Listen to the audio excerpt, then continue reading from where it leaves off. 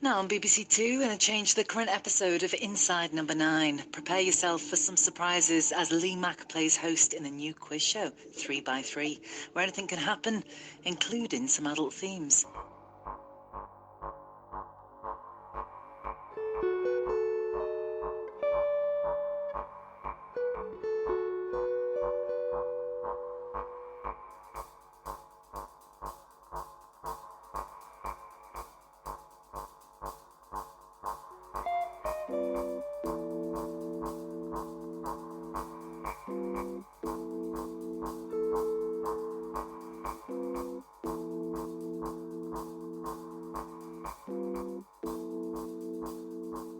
Welcome to And Ninthly,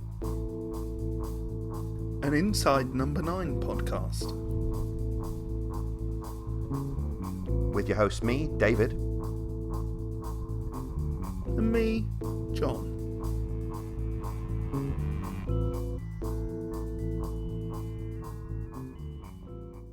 Hello, welcome back to And Ninthly. Hello, John. Hello, David. And welcoming to the podcast for the first time ever, my good friend Dan Hunt. How are you? All right, guys. Good to have you here, Dan. I've been wanting to chat to you about Inside Number 9. Obviously, I've chatted to you a lot about Inside Number 9 off the mic, but over the years. But obviously, I know you're a huge fan of the show, so really good to have you on. And as we'll cover later in the show, we arranged to have you on for a specific episode, for this specific episode, sort of. And that's hilariously not quite worked out as we thought it would. Well, you and I were both gutted like that, weren't we? Yeah, equally, yeah. But I'm actually really perversely pleased that you're here for this one as it has turned out, because I think you're going to be a really interesting point to talk about, the way it did go down and, our varying reactions to that. And indeed the way we saw it. But before we get onto that, just want to talk a little bit more about Inside Number 9 generally, just because we've got you on, Mike, as this treat. So, Dan, I'm not sure if we ever talked about this specifically, but did you start following Inside Number 9 sort of right from the very first series? When did you pick it up?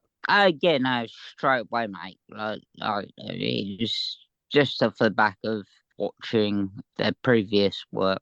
Yeah, so you came into the League of Gentlemen, that kind of thing. Yeah. I got a League of Gentlemen and sort of live show. Yeah, definitely. I know I've talked to you before about the Drury Lane one. I remember watching a lot of that back in the day, and I think they did a few cashing off the back of it when they got big. Yeah. So you were quite au fait with Shearsmith and Pemberton stuff when you came into to Inside Number 9. Is that right? Yeah. That's great. I mean, you've I think we've talked several times about loads of episodes before. Like, we had loads of great WhatsApp conversations about them and everything. And I think you've really kept coming back to a couple from the very early years of the show, haven't you? One that you've talked to me about a lot actually is Tom and Gerri, which is one that we've not really discussed a great deal on this podcast at all. Oh man, I'd love to get my hands on the full script, because there's an alleged play which is like a full version play of Tom and Gerri. Yeah, because they did originally envisage it as a full play, wouldn't they? They'd sort of been playing around with that, and then it got cut down to an Inside Number 9 episode. Is that right? I believe so. Can you say why Tom and Gerri, if people don't remember, by the way, Tom and Gerri is the series 1 episode that's basically about Rhys Shearsmith being a teacher who's taking time off work and moves in with a homeless guy in the neighborhood, and things played by Pemberton, and things kind of go from there. Can you let us know why you particularly vibe with that episode? Because it's fucking mental. Yeah, that's a fair summary, I'd say. I think that one's got, from memory, because it has been a while, that one's got a great balance of kind of, because it is funny, but it's extremely painful to watch in other ways as well, like sort of Shearsmith's character's descent into sort of less and less functionality, I suppose. And it's got a kind of, I suppose that first series of Inside Number 9, when at least we, the audience, and I think them in some respects, we're still sort of working out what is this show, what's the tone, or what kind of tone are we playing with? It's got an interesting mix of that, hasn't it? Because in some ways it feels quite leaguey still, which I think some of the other series ones do. So agree. It's got a sort of quite big performances in some ways, I suppose. And I think Steve Pemberton's really good as the homeless character. Is that the one with Gemma Arterton in? It's been ages. Is that John? Is that the one with her? Yeah, in it? I think it is the one with Gemma Arterton, where she's the actress wife who, spoilers, the actress wife who it turns out has died in a car crash. Yes. and Yeah. and led to his unraveling. Yeah, that's a great. I mean, would that, Dan? Because I know we've talked about so many highlights over the years, but like you're a big fan of the Bill as well, aren't you? Yeah, yeah. I That's think it's because I think the main thing is that it was the first episode that I played my old man. yes, that's He right. was really taken away with it because it just reminded him of his mates. Yeah, well, all the bickering. Yeah, no. Yeah, no, it's great that one. That's a really good rewatch one as well. I think like less even so for like the impact of the twist or anything like that, but it's just such a great bit of dialogue around the table, isn't it? Yeah, big fan of that one. I think it's funny because when me and John did our initial trawl on these in the EscapeGoat podcast and we looked through the sort of highlights of the first 5 series, there were actually, it feels like we got through a lot in that episode and we did, but there's so much we left untouched. Like the bulk of the series at that point, and there's obviously much more of it now. We totted it up the other episode, didn't we, John? And I think there were now nearly 50 episodes, something like that. I think I overestimated it first, but there's so much of Inside Number 9 now, such a range. Hang on. We are, yeah, so this was episode 48. The next one, understandably, is 49. Yeah, no, there's such a lot there. Actually, one thing we said we'd touch on, Dan, was you and I were having a conversation recently about the show, and I can't remember exactly how we got onto this, but we were talking about the ways in which, or the frequency with which supernatural things happen in Inside Number 9, and sort of working out between us that it's still not that often in an Inside Number 9 episode that something overtly supernatural happens. That something. I think we worked out it's not quite down to once per series, but it's nearer that than most other averages. It's kind of. I remember back in the early days of the show, I used to think it was like every single last episode of every series there was going to be some supernatural occurrence in, and I think that pattern holds for a while at least. But yeah, they're few and far between. You sent me quite a good list, actually. You'd sort of like work through the ones that you could dredge up from your memory, and it reminded me of quite a few that have things in there. But we had some small debates over like what constituted supernatural, didn't we? I think we sort of touched on the sort of subjective view stuff, didn't we? Me and John were talking about that a little bit on one of the previous episodes where we were talking about do divisions count effectively? In which case Tom and Gerri would probably count, the sort of spooky kids in the mirror in the Friday the 13th episode recently. Note how I dodged taking that title again, would count. But yeah, if you're just talking, a sort of verifiable ghost, a verifiable vampire, that kind of thing. Well, it depends how strict you are, I suppose. And that we'll probably come back onto this when we talk about this episode for this week, I think a vampire is fucking supernatural. Yeah, yeah, we'd have to have a pretty generous interpretation to not include that, really, or a fairly stingy one. Yeah. I'm really glad we got you on to talk about this series, actually, Dan, because I think now that we're nearing the end, as we've talked about in previous episodes, that we're probably only getting one more series of this. Got such a range apparent now, but as a result, almost like a fever pitch is building now, where just seeing what they do from now on, especially with their awareness that they've got a few more shots at this, really. Like, I'm beyond hyped about the finale next week, for example, the last weekend. You were telling us off mic before that you actually made a probably vain attempt to communicate directly with Reece Shearsmith this week, didn't you, on Twitter? Well, it was an active communication. You did communicate with you, yeah. And it was a somewhat dismissive response. I thought you asked him a good question because you were asking about the lost weekend, right? Seems like a fairly good question to ask given the title. I thought it was a somewhat intelligent request, but I think it is as well. I think it is as well. Just I hope you don't mind me saying it. He asked that, and Reece Shearsmith's reply was a simple no. But I actually find that quite interesting in the context of the episode that we're about to talk about, in terms of them giving stuff away and them explaining episodes that haven't aired yet. I don't know that it was necessarily meant to be dismissive. I think it's just if the answer is no, what else are you going to say? You don't want to then get into a conversation about what it is about, because as we're likely to discuss, the idea of them kind of keeping their counsel in order to keep the surprises and keep the secrets of the episodes, may be playing a very big factor in their interactions.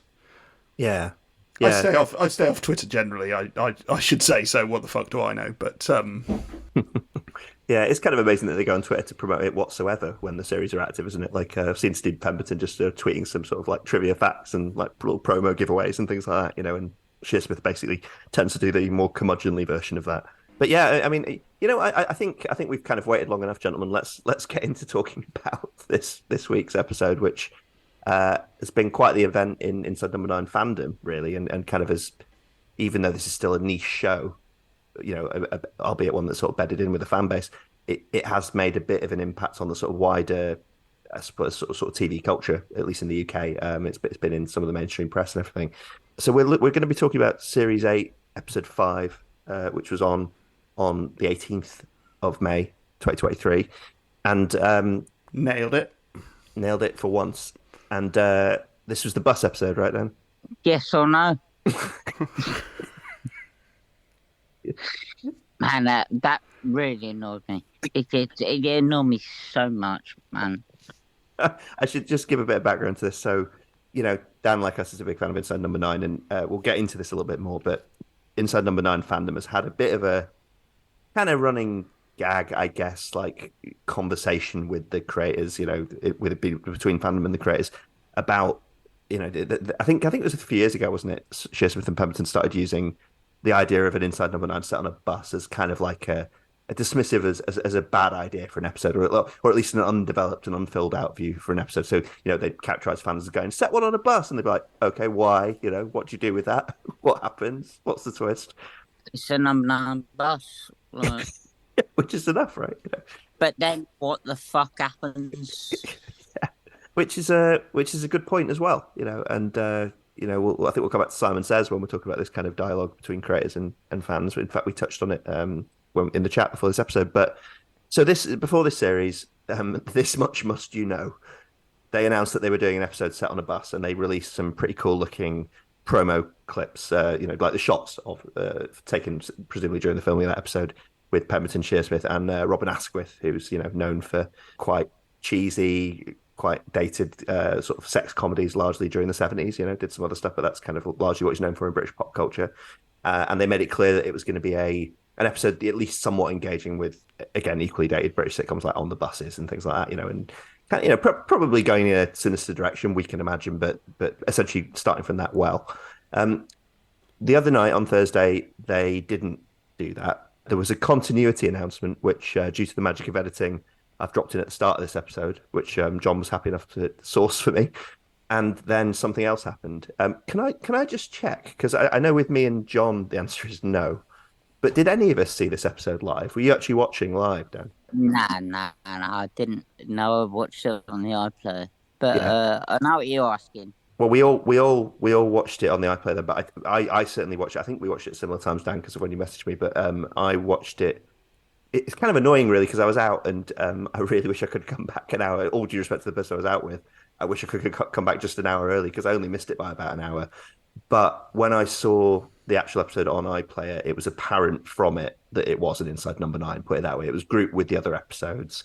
It appeared to be an episode called 3x3. You could see even from the thumbnail that it had a game show setting. But I fully went into it. I don't know what I would have thought if I'd been watching live. I suspect I would have been fairly clued in to what was happening, or at least in the broad scale that they'd done a sort of switcheroo and it wasn't Inside Number 9. But as it was, there was no suspense in that for me. I knew it was an Inside Number 9 and watched it, and I enjoyed it very much, and we'll get into some of that, but I did know it was an Inside Number 9. John, it took you quite a while for this one, didn't you? Because you had a very busy weekend, and it was actually several days later that you got around to watching it.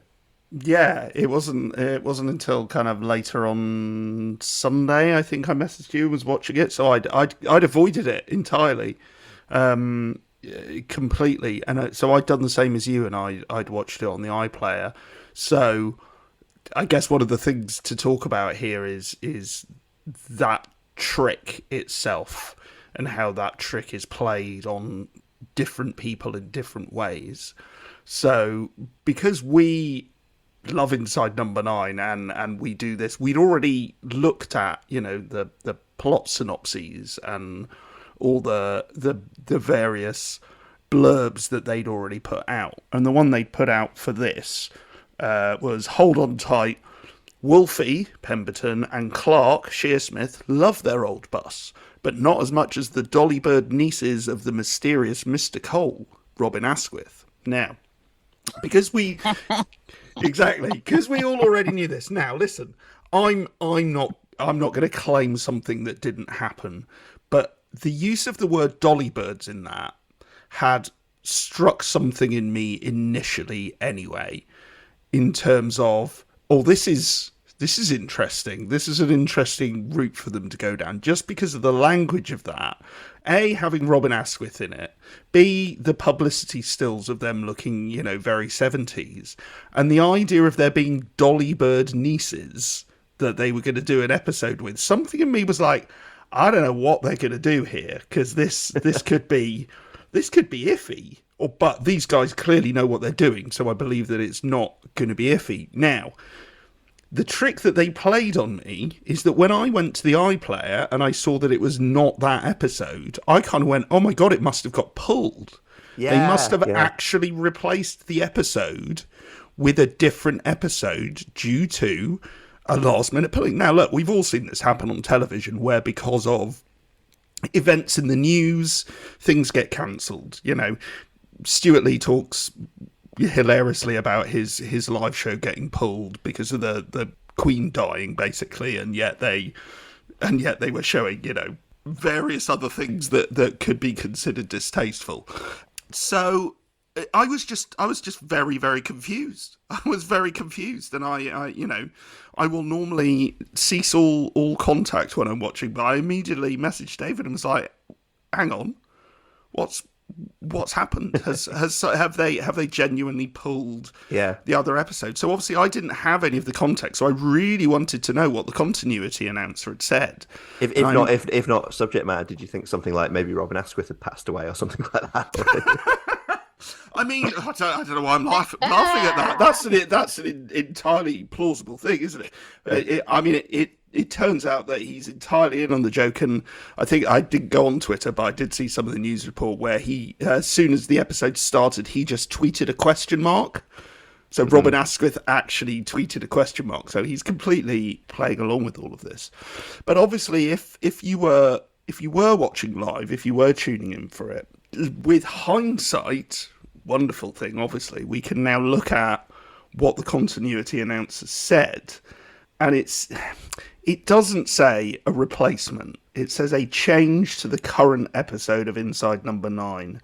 Prepare yourself for some surprises, as Lee Mack plays host in a new quiz show, 3x3, where anything can happen, including some adult themes. Now, look, we can talk about, what the BBC have to do to protect themselves here.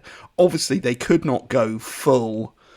I'm going to call it full Orson Welles and Wars of the World, War of the Worlds, because that's the first thing that it brings to mind is the famous radio broadcast of War of the Worlds, which was broadcast as if it was really happening and caused absolute mass hysteria and panic in New York, and people really did think the aliens were coming, and they went into the streets and people started trying to escape from the city. So it's not quite in that ballpark, is it? Obviously, the legal department need to cover themselves. John, just before we get off the sort of perceptions of what the sort of pre-publicity was, I wanted to say to you, Dan, actually, we mentioned this, didn't we? Because we were messaging each other before the episode broadcast, and we were assuming the bus episode. And I said something to you like, oh, I really, I kind of hope they go full 70s sitcom aesthetic, and like they're actually not just the subject matter, but I hope they're playing around with a laugh track or something. And then you, a few lines later, but you basically messaged me back saying, "Oh, I imagine they did one on a quiz show or something. They could really mess with a panel." No, you didn't say quiz show. You said panel show. So we weren't quite bullseye either of us. But but we were realizing, because me and Dan have largely avoided talking about this as well, John. But we did say a few days after, we were like, if you put our idea together, playing around with a laugh track and panel show, you've kind of got quite a lot of what actually turned out to happen, but in a different switched genre, a different expectation. So it suggests to me that the bus episode Well, okay, so let's get this out of the way first. So I want to talk quite a lot about fandom in this episode, but I'll give you guys, I'll scatter that in around you guys' thoughts and stuff. But the bus episode isn't officially dead, right? There are bus truthers out there who say that that episode exists, has been filmed, and will be shown. And some of that is wishful thinking from people who, frankly, are much more into the idea of the bus episode happening than I ever was, or much more invested in it, or just annoyed at changing expectations. But the key thing they're pinning their hopes on, and we'll know whether this happened or not by the end of this series, I guess after we finish recording these, there is a repeat of Mr. King scheduled for the week after the finale, the seeming finale, the last weekend. So the week after that, they are seemingly just showing a popular episode from last series. So there is a slot in the schedule where an Inside Number 9 will be broadcast. I Now... thought you said the key thing was going to be me hating Lee Mack. Yeah, I mean, I'm sure they broadcast that live. That might be what they've kept the slot free for. We'll definitely get to your thoughts about Lee Mack. But I do hate Lee Mack. Legitimately, like. Yeah, Dad. After John was so restrained about Matthew Horn last week as well, right into the deep end. Well, I mean, now's probably the time to say that, and I cannot remember which episode it was that we were talking about Inside Number 9, when we were talking about all the people who hadn't yet been in it, and I think I said something along the lines of, "Oh God, imagine if you were like Lee Mack and you hadn't been asked to be in an episode of Inside Number 9 yet." I think it was Lee. I haven't gone back and checked yet, but I think it was Lee Mack that you mentioned. It was I know it was Lee Mack. I just what I can't remember is whether I closed that argument with that'll never happen because that's absurd, or that's entirely plausible. Yeah. Are you suggesting that me, you, and Dan have psychically created this episode? That's exactly what I'm suggesting. It's exactly what I'm suggesting. And yeah, I think it was extraordinary as an event. You know, I think it's you mentioned the War of the Worlds precedent and all that. You know, obviously they've got their own precedent that we've covered on the EscapeGoat podcast. Of doing Deadline as well, and basing it on Ghostwatch, and you know, Yeah, no, it's a great influence. I think they're just such shameless fans of that as well, aren't they? I mean, I think what I was going to say as a sort of grand statement is, I think that this might be a better stunt than the Halloween special, even, and I think some of that is just very obviously it not happening at Halloween. You're primed for something on Halloween. You know, you're aware you're watching something spooky to start with, and I suppose you could say that about Inside Number 9 in general. But you know, you're not sure what you're going to get, what tone you're going to get. In this way, they played at least as equally with audience expectations as the Halloween special, much more with fan expectations, like really, really deep embedded fan expectations. And I think they also maximized the general audience surprise element. I guess you might say the War of the Worlds element. And to that, I just wanted to very briefly, and this is all anecdotal, but I've been spending a bit of time in a sort of League of Gentlemen, Inside Number 9, Psychoville kind of Facebook appreciation group this week, because the reactions have been... There's been one basically about this episode every half hour, and they've been all over the shop in terms of appreciation, annoyance, irritation, like literal lack of belief. Like I was saying, you know, bus truthers, people who think that this is all some kind of, you know, horrendous double bluff that, you know, which it might be, we don't know. But people's... Spoilers, it's not. But, probably not. But people have also been talking about family members. People have been talking about, you know, because often in these sorts of groups, you know, a fan will talk about, say, a spouse or, you know, a sibling or a parent or whatever who is not a big fan of the show but watches it occasionally with them. And you get that all the time with all the episodes. They're like, yeah, I wasn't that keen, but my partner seemed to love it, that kind of thing. I've heard stuff on this group, genuinely people reporting family members screaming, but particularly elderly or otherwise vulnerable family members, people... watching it kind of, you know, casually for most of the episode and gradually getting more unnerved, and then, you know, running out of the room, you know, like young adolescents being terrified of it. I guess I haven't actually seen reports of kids being allowed up to stay and watch it, but, you know, I guess there might be families who put on the edge of putting their kids to bed who then see a harmless panel show and go, oh, okay, another half an hour, you know, that kind of thing. That may have happened. Certainly people seem to be reporting that kind of thing.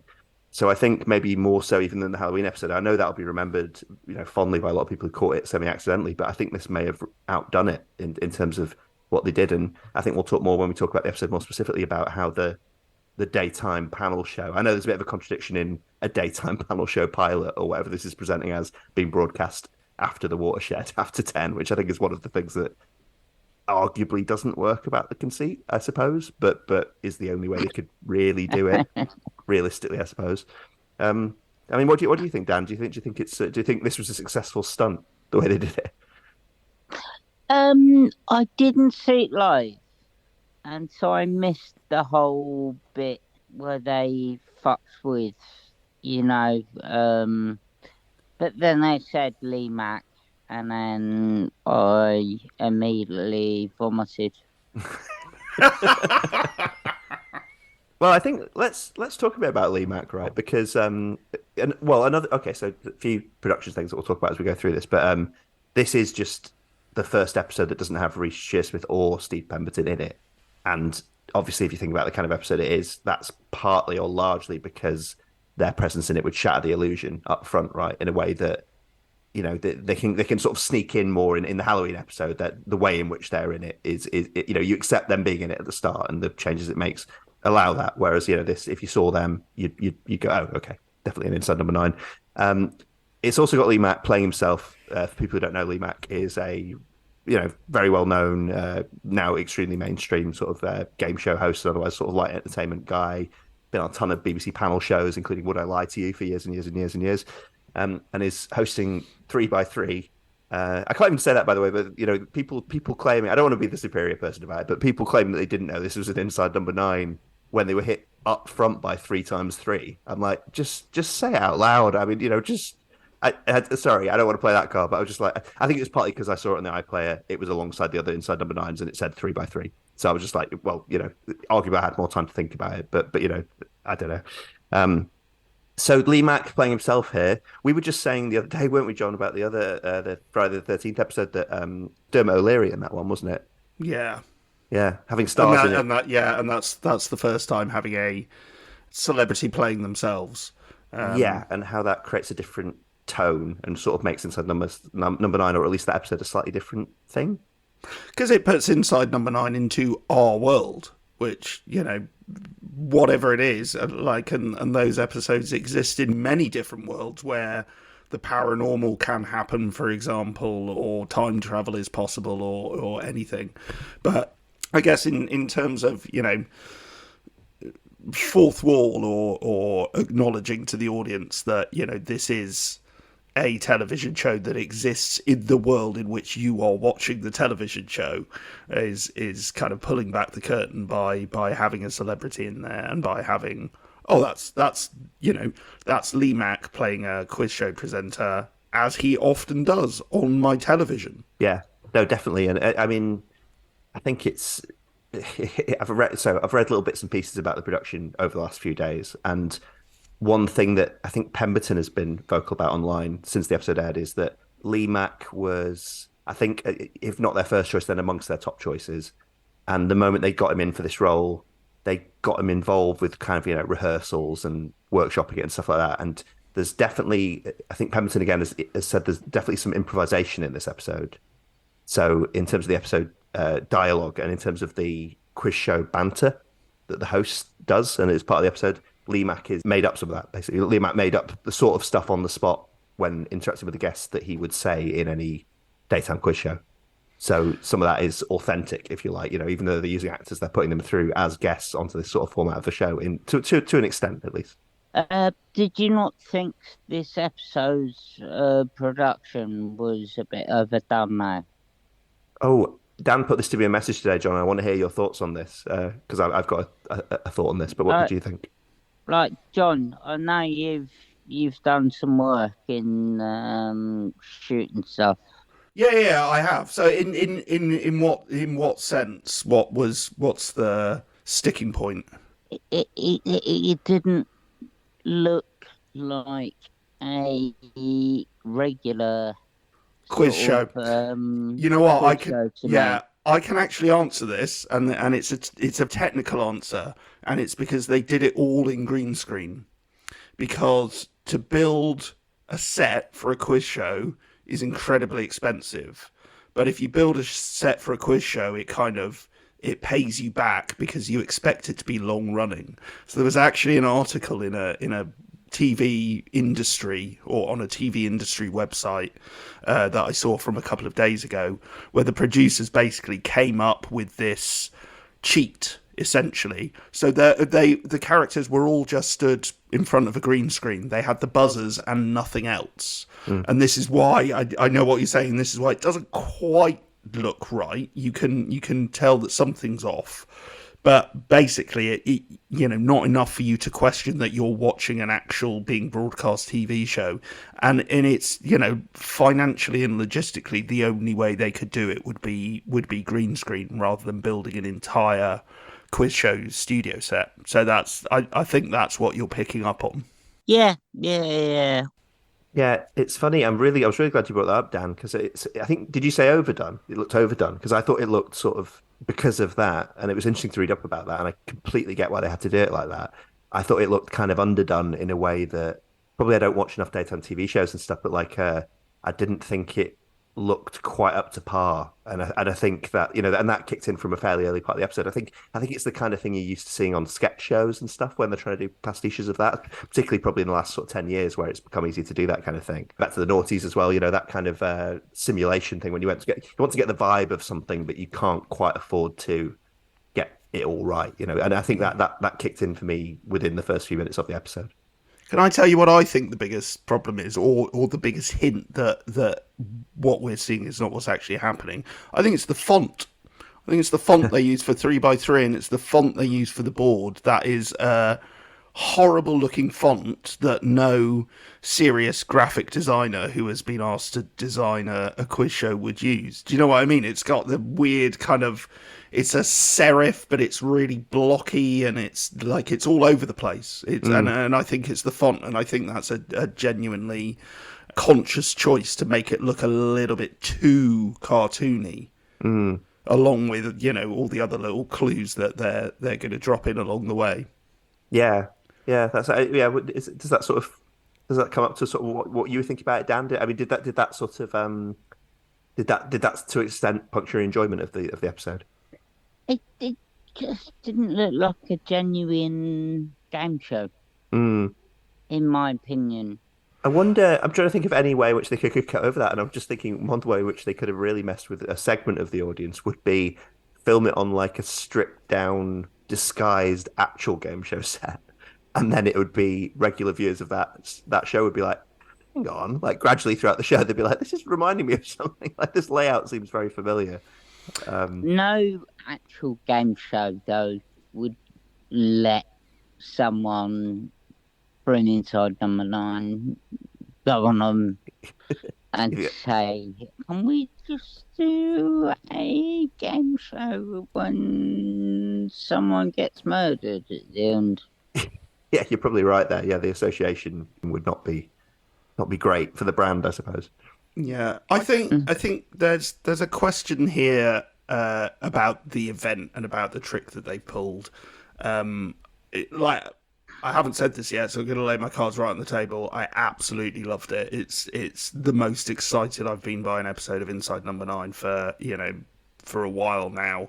Not that they haven't been good, but this one really excited me.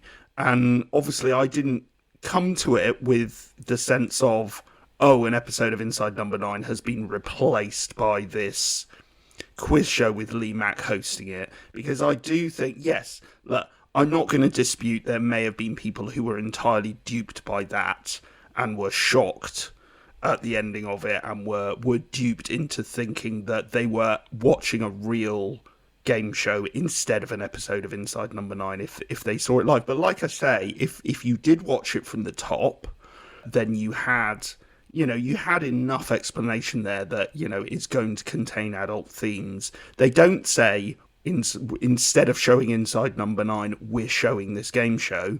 They very specifically say a change to the current episode of Inside Number 9. They word it all very carefully, which they have to. But I don't think that was their game. I don't think their game was to genuinely dupe people. I think their game was the same with Deadline, to go, look, we're going to take you along with us. Most of you are going to twig. Most of you are going to realise, and we're going to tell you a story in a really new and interesting way.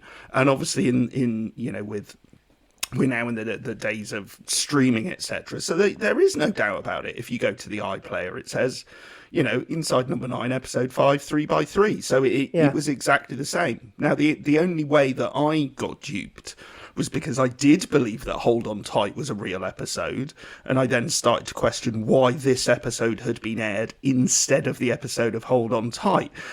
And I messaged you. It wasn't until afterwards that I realised that last week we had talked about how the next episode, this episode, was going to be directed by Barbara Wiltshire, who was the director of Deadline. Yeah. And once I realised that, everything just fell into place, and I went, "Oh, okay. Obviously, it's all part of the same thing. Obviously, Hold On Tight is not a real episode. Obviously, they've put that out there as subterfuge, and that everyone's in on the gag, so that they can do as much as they can in terms of confusing people about why a different episode is being shown, Miss Moneypenny. But why a different episode is being shown, in the same way that the Stuart Lee routines where he turns to the camera and he's always saying, all these people always write into me and don't write in, and I'm never entirely sure how much of that to believe. Like, I don't know who the people who actually watch and are offended by stuff on the TV or offended by stuff on the BBC, or I don't really know who they are. I'm sure they exist, and I there's a few articles that I saw, but I noticed that they all came from, all the headlines that came up were like Yorkshire Live and the Mirror, and I think they're all owned by Reach, aren't they? So the one news organisation, I say, that was saying that the BBC was flooded with complaints, I've got no basis in fact for that, and I don't believe it either. I think it's hyperbole, and I'll be very interested to see what actual complaint numbers are like. Were a few people taken in? Possibly. Did they really mean to deceive people into believing this? No, they were just telling a story very, very subtly in a very different way. And there's plenty of things dropped into it, like you say, David, right from the top. The game show is called 3x3. It's like, if you've tuned in, and let's bear that in mind as well, if you've tuned in to see an episode of Inside Number 9, presumably you're probably already a fan, right? Like, I don't know how many casual viewers would be tuning in and would be duped by a sudden Lee Mack presenting a quiz show at 10 p.m. Well, completely agree with that. But I think, and it's not just the episode itself, but like Shearsmith and Pemberton will have as a small part, or maybe a major part, I don't know, but a part of their aim is to mess with those people who just have it on in the background, or people who go, just hear the continued announcement and go, oh, well, never mind, but leave it on casually. And, as I say, maybe those family members or spouses who keep watching, and maybe even if they don't and they disengage. And I think they know that, on the BBC still, even in this day and age, that is thousands of people, tens of thousands of people, I'm not buying this, because I don't think they're that mean. I don't think there's any malicious intent here at all. I don't think they're genuinely trying to shock people in that way, because that's a genuinely horrible trick to play on people if that's what they're doing, to try and actually make someone believe that they're watching some kind of warped game show where some where this relationship between the mother and daughter is clearly very unpleasant and very uncomfortable. I really, and we'll get into talking about the specifics of the episode. I don't think they're that mean. I think you could argue that the curve of people taken in and not taken in accelerates so highly in the last 2 minutes. I'm thinking about, we're getting sort of more into the episode specifics now, but this is probably a good time to do that. I'm talking about things like the sort of zoom in on the daughter's face as she's focusing on the mother and things like that. Like the horror signifiers amp up a little bit in that last sort of minute and a half. It's just enough so that I think the people not knowing they're watching a genre piece in that falls away to nearly but not quite zero. So they'd know it's. I think you're probably making Pemberton and Shearsmith less interested in an act of mischief, what shall we say, than I would. But even if they were, they'd know that it's fairly disarmed by the end there. Just enough to have a fun a fun twist, I guess. Yeah, I'm not saying it's not an act of mischief. It's absolutely an act of mischief, but it's not an act of malevolent mischief, or it's certainly not that malevolent, I don't think. No, I don't believe that exists in sort of horror entertainment. I suppose, it's all bought into mischief to an extent, I suppose. Having the telly on is the acknowledgement that you might see something unexpected, especially if you're not concentrating very much, if that's, and after the watershed as well, as we say, if this had been put out at 3 p.m.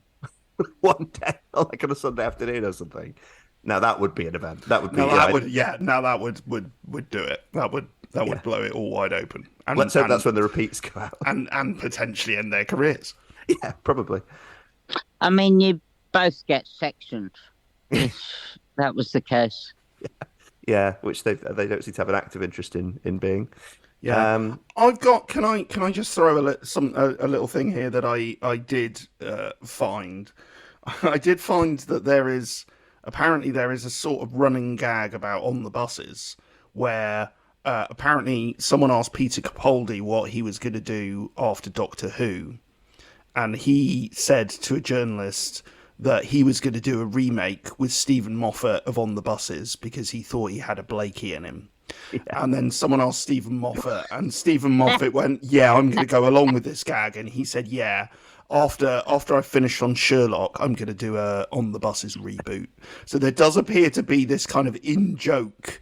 And, obviously, Moffat, Gatiss, we're not far away from these guys either, are we? In the fact that this might be their own little in-joke as well.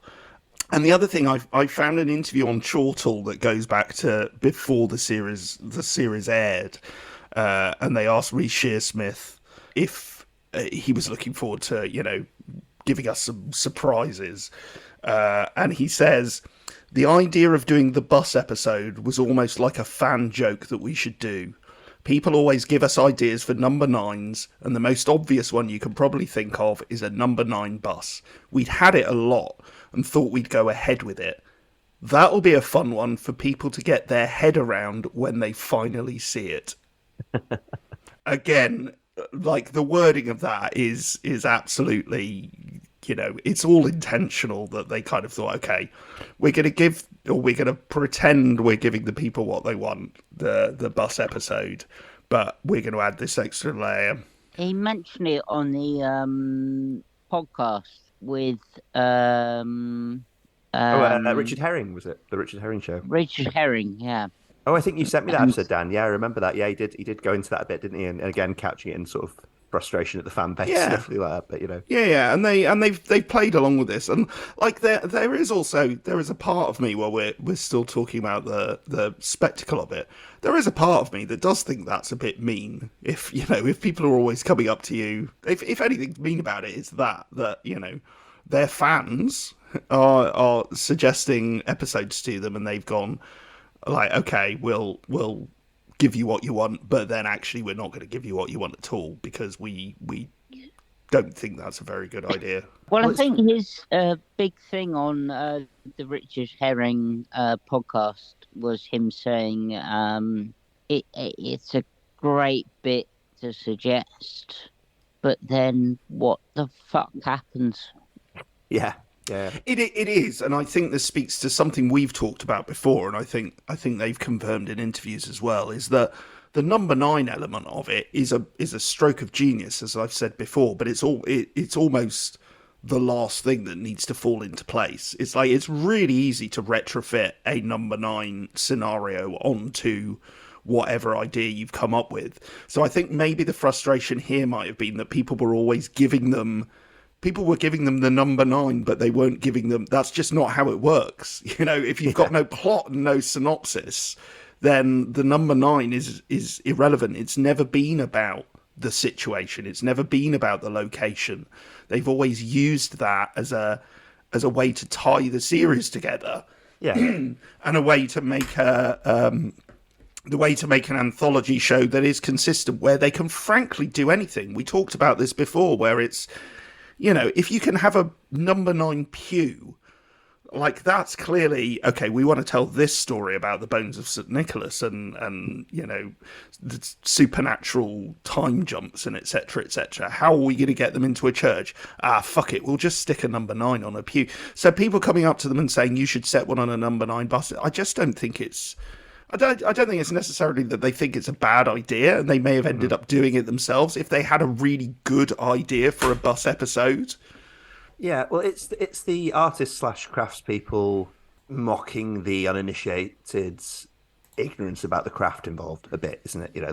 There's that's part of it, and I mentioned the episode Simon Says before back in series 6. There's a lot of that in it. There's the giving the people what they want versus what they need. All that stuff that people say about fan expectations and feedback, and actually, if people want to go back to I think it was the EscapeGoat podcast where we talked about Simon Says. We covered a lot of that then, but.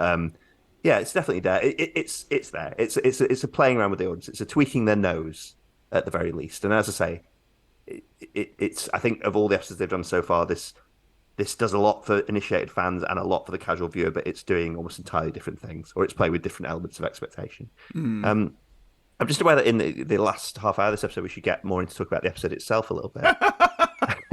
We've hit it. We haven't actually talked about it at all.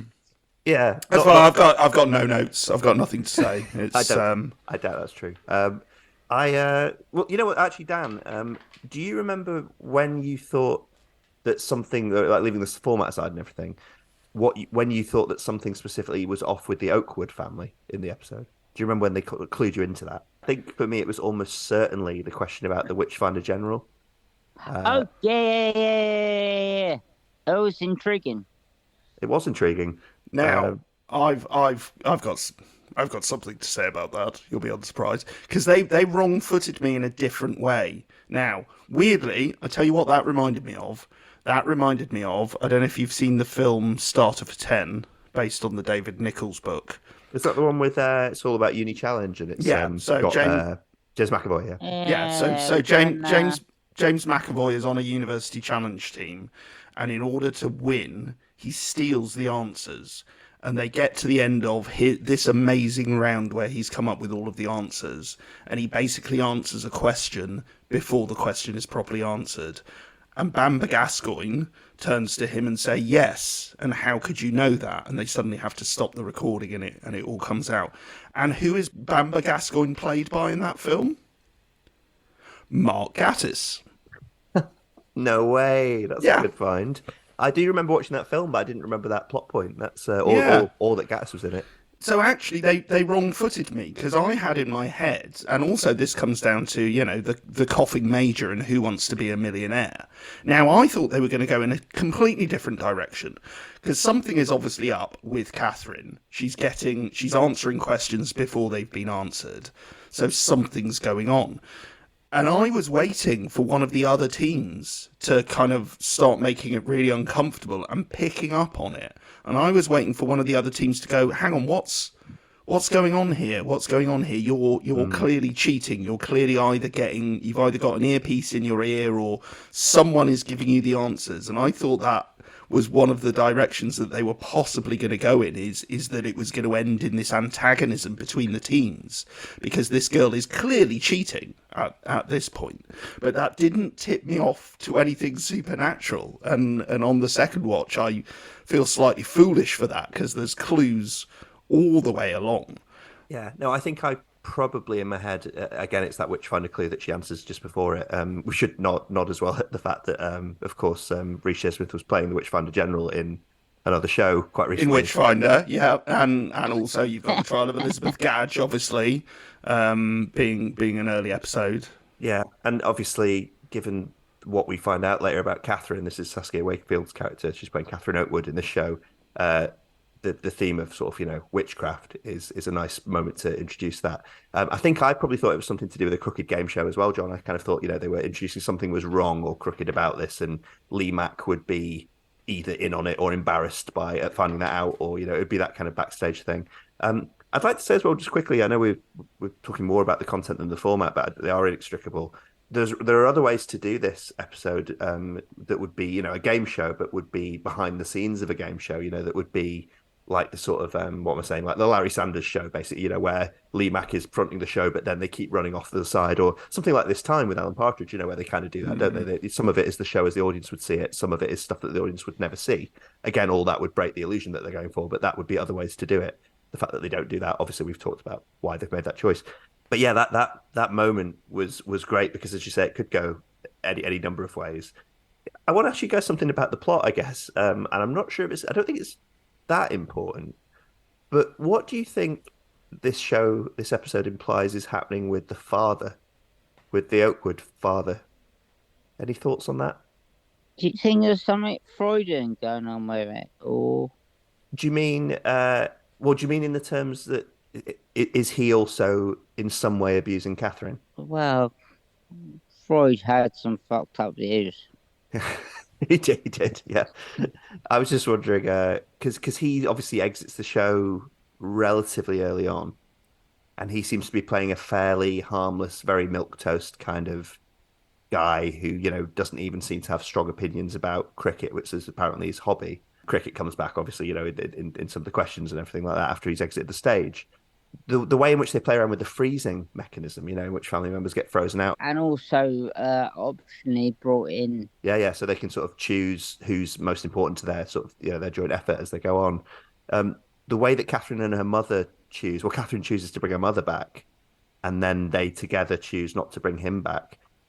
What does the episode overall imply is happening with him, do you think? I don't, this isn't something I have an answer to, by the way, or even in my own head. I think you're looking for zebras. I'm afraid it's kind of explained because first of all, there's a big clanging clue when the mother is frozen out and they're looking at each other, and she brings the mother back, and then they ask them, "So are you going to bring Stephen back as well?" And the mother says, "Well, you know what I think." She hasn't said anything out loud. She says, "You know what I think." So this is our first tip-off that there's something psychic going on here. And the father just goes, "That's okay, Catherine, I don't mind." There's another big clue slightly before that, because he doesn't know the answer to the question. The smallest US state. Okay, so they ask, what is the smallest US state by area? Okay, and Lee Mack says, Margaret looks like she might know him. Catherine, do you know it? And Catherine nods. So they both know the answer. Now, the fact is, if there's something psychic going on here, and I think we need to have a discussion about what that actually is, I think the point of that is to show that he's not in on it. He doesn't have this psychic link. Catherine cannot give him the answers in the way that she can give her mother the answers, and her mother can give her the answers. Yes. He's not part of this setup. He is a bystander. Do you think he knows she's psychic? Oh, he must. I think that's the question mark. I agree with everything you just said. He must, and I think that's that's tipped off by something that the mother says right at the end before her head explodes, which I'll save until we actually get to that bit. I love that we do the kind of podcast where we can say the mother says right at the end before her head explodes as a casual. Yeah. Now, if I could just throw in a more general thing here. So in terms of the way that I was duped, not into believing it was a real game show, into initially wondering if the whole tight episode had been pulled for some reason. They duped me in that way. I have never been so tense during an episode of Inside Number 9 because it's so benign and it's so beautifully done. And Dan, I'm really sorry I'm going to say this, and I think I feel similar to you about Lee Mack. I've never been a fan, but mate, if you're not going to call Lee Mack a cunt, unfortunately, we're really going to fall out. I hope that's not true. I'm gonna say the opposite, and I never in my life thought I would say these words. Lee Mack is perfection in this. He plays it absolutely perfectly. Now that's down to the casting. That's down to them knowing exactly who they need to get to deliver exactly this. Now, that's the sound of Dan coming out to beat you up. We're falling out, mate. Over Lee Mack. You've got Dan doesn't live that far away from you. I think you've got about 25 minutes. I completely agree with you. I've never liked it. Give me your address. I'm literally going to punch your mouth. Like not going out is a dog shit piece of television. Yeah, but I'm still gonna punch you in the mouth. You can't think about it now, John. We have got enough time to finish the podcast, though. But he really is. He is pitch perfect, and that doesn't surprise me that he was involved in improvising some of that stuff, because he is a light entertainer. He is a game show host, so tonally everything has to be just perfect. Like the little jokes about Elvish and all those little jokes he throws in. They're proper light entertainment interactions. They usually are that naff. They usually are that cringeworthy. I really like the way. Annoyingly, you're right. I'm still going to get punched for it, though, aren't I? The punch is still happening. No, but the punch is still coming. Okay, that's fine. Do you know what? I'll take it. I'll take it for saying that he's perfect. But he is. I think that really is their coup here. Is getting someone who can sell it that well, and he really sells it really, really well. I also like. I mean, Dan, you must find pure joy as well if you rewatch the end. As her head explodes and like a woman screams and he turns around and sees what's happened, he fucking legs it. He absolutely pegs it off the set as quickly as he can. Doesn't he say something about wanting to get the producer? Get the producers, and you just see this blur of Lee Mack running off the set as fast as he possibly can, which is actually really lovely as well. So I think he's great. In terms of... I mean, do we want to talk about the casting? Do we want to talk about the others very briefly? I had one thing to say about one of the non-Oakwood teams, or both of them really. But like, I really love this like subtle characterization they do with the other teams, where there's something a bit off about them too, but only in the sort of, as it turns out, in the naff, awkward way that game shows both use and deal with and highlight, I guess. Because I love the team that are kind of. The threesome, basically, the ex couple and the current couple. Christopher Bigwins, yeah. Christopher Bigwins as well, which is such a note perfect kind of shit quiz team name as well. Yeah, I love it. But I just love the awkwardness of that, and the way Liam Mack picks up on the awkwardness of that and highlights the awkwardness of that, because you also start wondering, because you're watching it Inside Number 9, is this the thing? Is this the team? Is something dark going on here? Is something messed up going here? They still use a lot of misdirection in this episode, even though, like, again, with hindsight, it's very easy to maybe cotton onto the trick they were playing. This is why I was so tense. They were using a lot of misdirection. That whole weird menage a trois where they're throwing stuff in, like, you've got Maisie, Gavin, and Bella. And Gavin is now with Maisie and used to be with Bella. And then there's the whole, we still do this together. We still do LARPing together, and Maisie doesn't. And then Maisie and Gavin answer the question about Harry Potter and the number of players on a Quidditch team together. And Bella gives them this look like, we don't have that, interaction, that knowledge between us. It's beautiful. It's really, really lovely. Drama going on there as well. And for a lot of it, I was quite focused on them as well. And then when Catherine starts clearly cheating or coming up with answers that she doesn't have, I was really curious to see if they were going to go somewhere with this little threesome that were actually going to fight amongst themselves, or what was going to happen there. So it was a nice little misdirect, and it kept me off the scent, and I imagine kept a lot of people off the scent as well. One thing that I didn't notice on the first viewing, but picked up, I don't know if you saw this, Dan, on the second viewing, but when the other team are trying to get who the voice of Donkey in Shrek is, and the guy says he's got, yeah, so that was great. And he says, I think he actually says something along the lines of, "I can't get David Jason out of my head. Can't get David Jason out of my head. Can't get David Jason." There is a bit which probably on reviewing is a bit much, where they sort of show Catherine in one of the shots, and she's sort of almost doing the sort of Tomorrow People style head focus thing, where she's like, touching the side of her head in a sort of beaming way. And I thought that was maybe a bit much. I think maybe just her looking at them would have been enough, but like it's. She is obviously influencing their train of thought there, which I thought that was just a lovely, because I'm not sure I've caught that on the first viewing at all, really. I increasingly caught up the sort of thing that was going on in general, but I'm not sure I got that she was getting involved there, and that's wonderful. How did either of you manage to avoid not answering the questions to the quiz? Oh, do you mean because you were saying to messaging to me, weren't you, that you got quite caught up in actually doing the quiz? Oh yeah, I did as well, totally. Like, for this is why I loved it. For a while there, I was just like, I was watching Only Connect. I'm like, damn, I don't know that. I don't know what is the smallest US state by landmass. I should know this. Yeah, I think I was going to go with Hawaii. Fucking Rhode Island, mate. Exactly, I know that now. Doesn't the dad go with Hawaii? I think I was going with Hawaii. He does go with Hawaii. That's because you're an idiot. Yeah, I know. There's another David Jason. So when they asked the second question about the TikTok influencer, okay, there's a section when so the mother says, so Catherine's looking over to her mother. So obviously the game here is that if she knows it, she's meant to be giving her the answers.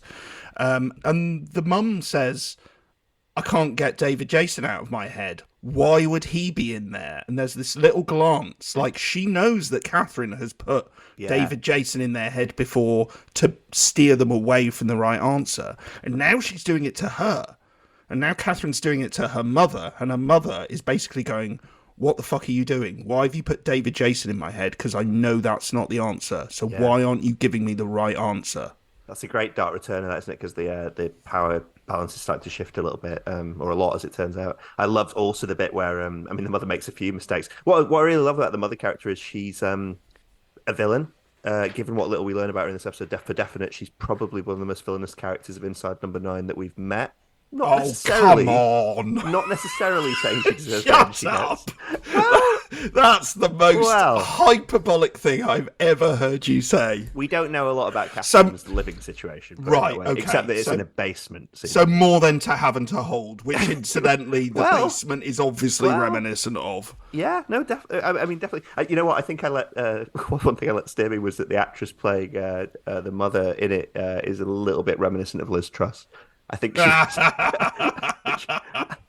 it's possible the casting was just in time to pick up on that or to steer towards that. But no, I just really like the bit, because she's shown to be amongst other things a desperately unimaginative woman. Like she's asked to pick the team name and she just picks the Oakwoods. For example, I love that extends to the fact that she's not that good at her own scheme. We could talk about the coughing major again. I love the bit when she's in the booth. So this is only about 5 minutes to the end. When she comes back, they come back to her. Catherine's giving her answer. And they come back to her and she goes, I knew this one anyway.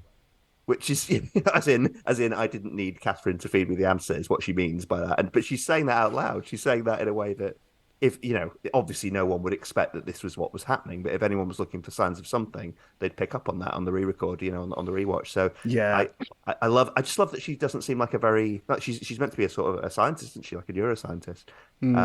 But she doesn't seem, in other respects, she doesn't seem very, well, I'll go with imaginative again. She's a woman of in some ways limited intellect when it comes to things like that. Yeah, there's a nice little moment there you just alluded to when Lee Mack asks them who comes up with the name, and no one says anything, and then the mother says, "Oh no, I didn't," and Catherine is clearly put in her head, "You did." And this is the first point at which she responds to something that hasn't actually been said out loud. I think that's the first time it happens. I think I'm not sure whether you mentioned it to John, but there's a Carrie element. Oh, definitely, I'd say so. Yeah, having the mother in it like that. And did you notice that drop of Matilda into one of the questions? Yeah. Yeah, Matilda's like, I've always, when I first discovered that the book Carrie existed when I was a teenager, I obviously I'd read Matilda about 10 years before that, and I was like, oh, okay, this is kind of the same story, and Roald Dahl actually wrote Matilda at least a decade after Stephen King wrote Carrie or published Carrie, so the influence was that way, if at all. Matilda is like a child-friendly version of Carrie in some ways. It's funny as well, because the question was about Matilda and the Wormwoods, and obviously you've already been introduced to the Oakwoods, so it builds in the idea that, this mother, father, and this daughter are like the Wormwoods, which is a nice one. And it's the first one. She actually answers it not in the way that the Matthew Hopkins questions she answers before it's even been asked, but she actually in the rewatch she actually answers the Matilda question before he says Wormwood. Oh. So she's actually buzzed in. So he says the word Wormwood, but she's already buzzed in at that point. So she's kind of leading up to that already. So that's another nice little subtle moment to using Matilda, that she is prefiguring the fact that he's asking a question about Matilda as well. That is great. That is great. What do we think, based on the just the evidence we have in the episode? What do we think Catherine is? This might get back to the supernatural thing. Is she the actual daughter? Do we think? Yes. Yes. Right. She's an actual child, but one that's had an abusive upbringing And has developed these powers. So this is what Margaret says when Catherine slams the door of the booth on her. When she says, Catherine says, "I'm going to go to New Zealand maybe one way," and Margaret whispers, "over my dead body," at which point Catherine flicks her head to the side and the door slams on her. And you can see on the you can hear it, but it's less clear because of all the shouting and pandemonium that's going on. Margaret says, "The doctors were right. I should have destroyed you when you were born." Bang, her head explodes. Which makes you really interested to know how this first manifested itself, essentially. You know? Yeah, exactly. So it's something that's been there from birth, and she's been warned. Now, we know that she works in a very vague, woolly, clinical research role, and, you know, I quite like that. Arctic monkeys, that sounds like a research problem I was once involved in. And also there's two references to the idea of Catherine practicing. So when Lee Mack asks her, "Oh, you had a great round then, how did you do that?" And she says, "I've been practicing." And he says, "Oh, what? How do you practice general knowledge? Did you just learn the whole of the internet?" And she's just stony faced, like, "What are you talking about? I'm not answering that." And the second one is when Margaret talks about the basement. She says, "We're going to create a basement as a place for her to practice and continue her studies." Not a place for her to study, a place for her to practice this supernatural gift that she's got, and that's what it is. And the game show, the arc of the game show, is her getting better and better at it. Like the first pause is the cricket question, when she tries to get Sunil Gavaskar right, and it takes her absolutely ages, and then she gets it, but she mispronounces it, or she puts the stress in the wrong place, so she says Sunil Gavaskar, and then Lee Mack corrects her to Sunil Gavaskar.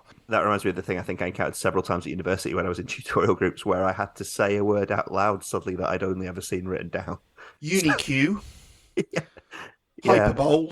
Yeah, things like that, yeah. Hey guys, you ready for the hyperbole? I genuinely had a mate that went to Oxford who said hyperbole.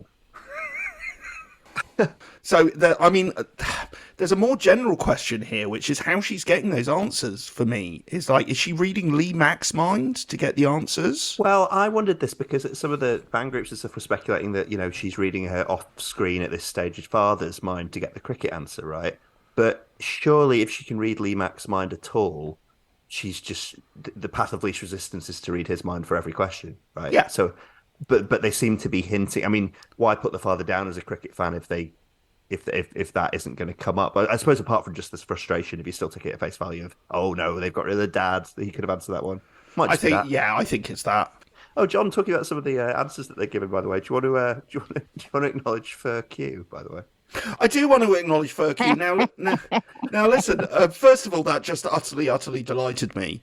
I was so delighted by them answering the name of a US rapper with Furq, which presumably a lot of people listening to this podcast will be very familiar with the day-to-day and the work of Chris Morris. So Furq is the name of the American rapper who comes over and sings Uzi Lover and kills people live on stage during the show. When he kills people live on stage during the show, I'm Harfin Chuport.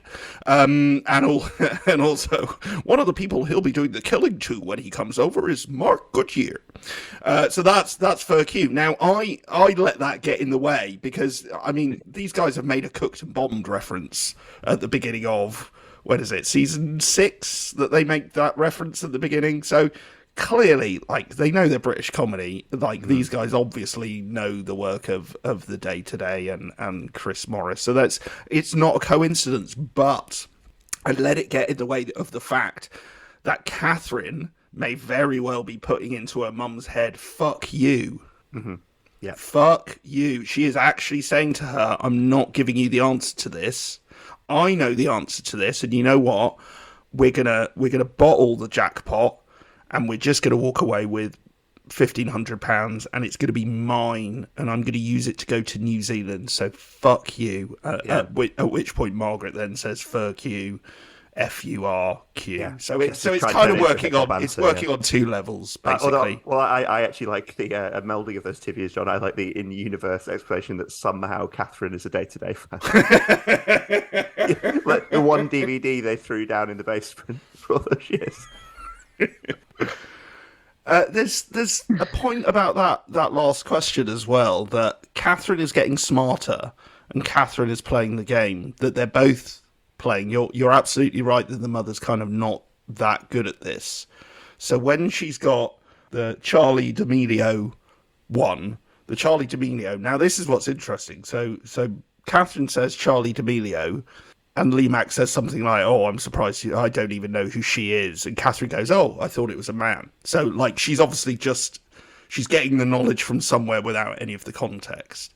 And her mum then kind of fudges over the fact that there's absolutely no way she would know this, by kind of teeing it up by saying, "Oh, I know TikTok's a thing because there are girls in my lab and they talk about it." So they're trying to get away with this. It's like the coughing major again, isn't yeah, it? So exactly. You're putting in these things to make it more believable, you know. Yeah, and then when they ask, you know, what's the name of the US rapper Tracy Lauren Morrow, Catherine's very clear to go, "Well, I don't know, but you know, Tracy could be a girl or a boy's name, and it begins with T, so Ice-T." It's like totally pulled out of thin air, out of nowhere, but they're trying to explain away quite a few times within the context of the show. They're trying to explain away their knowledge.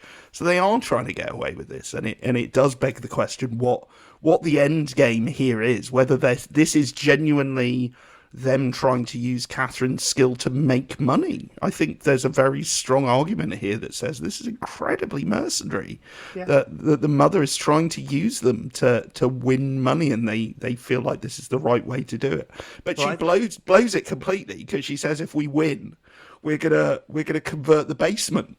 Like, we're gonna lock Catherine in a basement and conduct psychic experiments on her. What did you think was gonna happen? At the same time, it is fantastic for a geezer called Tracy to have written a song called KKK Bitch. Yeah, and this podcast would not want to take that away from it. So I think this is a great blending of Carrie and Matilda. And I'd just like to note, by the way, something I just realised halfway through that last spiel was that Carrie White and Carrie is her mother's name is Margaret, which I've only just realised in the recording of this podcast. It's very obvious thing given the Carrie connection. But I think it's a melding of Matilda and Carrie, because it's a mother who is aware of her daughter's difference and is unsympathetic, and seems to be driven by a sort of weird ideology. Obviously in Carrie it's kind of I guess sort of misandry mixed with a kind of Christian fundamentalism and all that kind of stuff. In this woman's case, it seems to be this sort of scientific ruthlessness, but it's also like the Wormwoods in Matilda, isn't it? Because they're just driven by, she at least seems to be driven by just venal materialism and acquisition. They just want to make a buck. They just want to cut corners. And this woman's like a research scientist. I'm not saying all research scientists make loads of money, far from it, but she could work at that, which is hardly the lowest level profession, is it? In terms of earning potential. But she's doing this instead. Possibly also it's a well-trodden path of, you have a child with extraordinary powers. Do you try and exploit it? Yeah, showbiz kids in general, I suppose. Well, yeah, there is certainly there's an argument there about showbiz kids as well, I guess. What I was going to say is on the first watch, and as I said, the increasing level of tension, like I genuinely had a hit of adrenaline watching this show, because I knew something was going to go down in the last minute to 30 seconds, and I could not see what it was going to be. So I was kind of excited to know what was going to happen, and it didn't disappoint.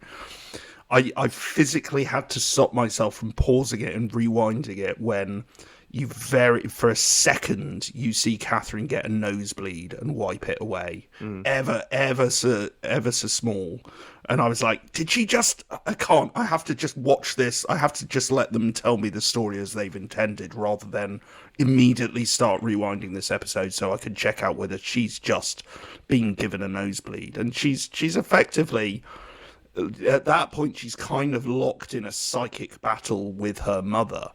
And they get into this tussle, actually over, I think it's over the TikTok question, isn't it? I think it's over the Charlie D'Amelio question, where, it's because the mother's got David Jason in her head. And she's kind of turning to Catherine and going, I don't know why that's in my head. And she's looking at Catherine, and they're locked in this psychic tussle. And that's when Catherine gets a little nosebleed.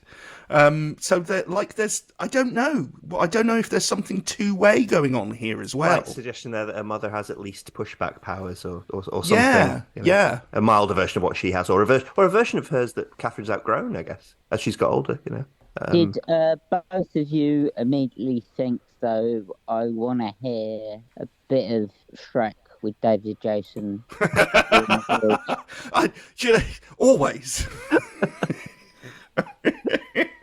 Yeah. You know what, Shrek, this time next year, we'll be millionaires. Well, on that note, we should probably wrap up in a sec, but just wanted any final thoughts from you both about the episode? Any last thoughts about this one?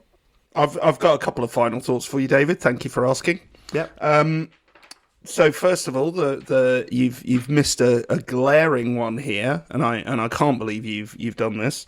So the character of Shindu is played by an actor called Kieran L. Dadliani.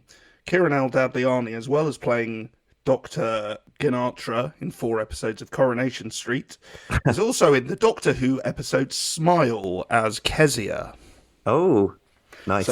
So we do, despite the fact that we've got a cast of absolute unknowns apart from Lee Mack, we still have someone who's been in Doctor Who, which is incredibly impressive. You know what, Saskia Wakefield, who plays Catherine, is so unknown that they could almost have played around with that a little bit more. Is she actually this unknown girl that they've got somewhere? I did want to talk about that, actually. I'll do it very briefly. In terms of the casting, it's really fascinating because we know that what Inside Number 9 do very well is they can get really big names because they're just doing 1 episode, and they can get your Jacobys and your Matthew Horns and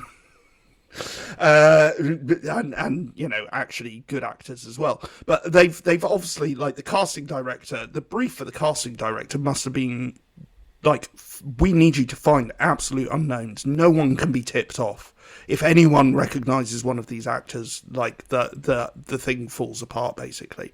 So if you look up these actors, they're all just, a lot of them are basically just jobbing actors.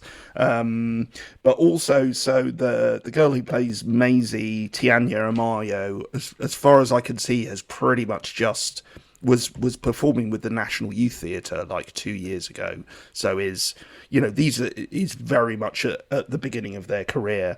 And the same with Saskia Wakefield. Saskia Wakefield, she is also represented by United Artists, so this is absolutely not the last we're going to see of her. This is someone I think who's probably about to explode, but they're going to get her, and obviously she's absolutely great in it as well. Yeah, she was really good. Yeah. But they're getting her, I think, while she is still unrecognisable before she explodes. I think she's about to do something for Apple TV. Before she explodes has a slightly different connotation when discussing this episode. Absolutely. And I just wanted to give a shout out to the guy who plays Stephen, which is James Tucker, just because it really pleased me that he appears to be starring in Measure for Measure at the Minack Theatre in Cornwall this summer, which is a lovely thing. John gets a sort of backhander from the Cornwall Council every time that he mentions something like that. They still owe me. But I think it's fascinating to see how they can turn away from their MO and say, well, look, we know we can get big name actors. We need to do the very, very opposite for this. And I think it's an incredibly clever, sophisticated bit of TV making. There's lots of other bits as well that I wanted to mention. Again, I'll do it quickly. Like I've talked a lot before about the structure of their story writing and how very, very good it is. How they kind of drop bits of information in almost subliminally so that, it's there for when it's necessary.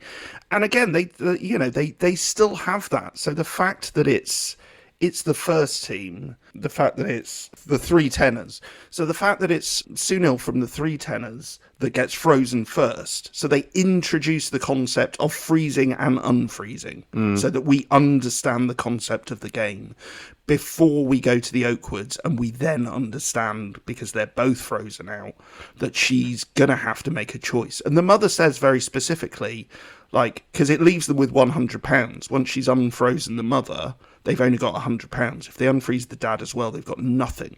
And the mother says to her, it is a long way behind, to answer the question earlier about why they don't unfreeze the dad. It's clear that it's the mother and Margaret and Catherine, that are the key players here. And there's lots of these lovely little bits of writing where they're still kind of going, we're going to make sure that you get all of these dramatic beats by setting up the concept of a game show, which is absolutely nuts. And also, like, they used, so for Christopher Bigwins, like when it revolved and it was Christopher Biggins's face, is just, I mean, it's glorious. They're still, they're having a lot of fun with this as well. It's I just think it's a glorious piece of television. It's glorious. I think it's wonderful. I think, to have, would that I had genuinely seen it broadcast live and wondering what my reaction would have been. I think I still would have known it was an episode of Inside Number 9, but I would have been as confused. I just think once again, Pemberton and Shearsmith have proved that they are not afraid to mess around with the conventions of television, and to have fun with it and to make something really entertaining. I mean, we've in terms of how we've talked before about whether it's a comedy or not, I mean, there's nothing funny in this apart from some really naff Lee Mack jokes. There's nothing funny in this. There's no jokes in here. But it would have been easy to break the format with or break what they're attempting to do, break the illusion by being too arch and too funny, isn't it? Even just a little bit. I think they pitched it almost exactly right. Yeah, and to the extent that we're nearly 50 episodes in, and for the very first time they're going to go, you know what, we're not going to be in this one. We're not going to be in it because it doesn't work if we're in this. So we're just going to step back. And it proves to me that they are way more interested in the writing and the storytelling than they are in really anything else. And yes, that does make having one series and one episode left very, very exciting. I didn't know about the Mr. King scheduling. I mean, yeah, we can't quite let the bus host go. I don't know. I think that's coincidence personally. Dan, if there is a bus episode, I'm going to give you £10 just out of sheer persistence. I'm fucking gutted, man. Like, you and I were so looking forward to that. Yeah, no, I kind of hope we still get it. I was sort of coming out as a bus episode hater before, but it's not that. It's just I'm so pleased with what we got. But I'd be fascinated to see what they do with that. Yeah, but the fact that they did a whole photo shoot and an advert for it.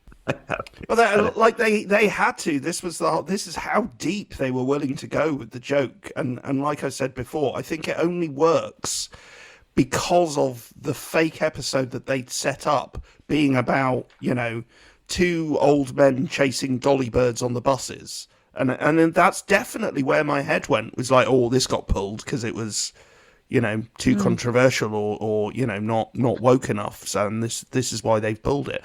That's why they did it. This is the level they're playing on. So you think they should have gone further with the announcement, Dan, is what you're saying? You think they should have gone in hard? It was just insanely clever. Right. Yeah. Well, we'll see how this series goes. But I look forward to discussing those with you as well, Dan. Would you like to tell the listeners where to find you on Twitter? No. Thanks, Reese. And we can now reveal that Dan was played by Reece Shearsmith in that whole episode. Well, thanks for joining us anyway, Dan. That's been great. Real pleasure. It's been an absolute pleasure, geezers. Oh, appreciate it. You too, mate. And John, I'll see you next week for the last episode and for our series rankings. Look forward to that. I hate you, Shearsmith. Perfect. And I don't really. That was an on the buses impression for anyone who is the younger listener under the age of 45. Okay, well, we'll call that a wrap then, guys, and we'll see you all again next week, the listeners. Pleasure to chat to you, geezers. Bye. Bye-bye. When I grow up, I will be tall enough to reach the branches that I need to reach to climb the trees you get to climb when you're grown up. And when I grow up, I will be smart enough to answer all the questions that you need to know the answers to before you're grown up. And when I grow up, I will eat sweets every day on the way to work, and I will go to bed late every night. And I will wake up when the sun comes up, and I will watch cartoons until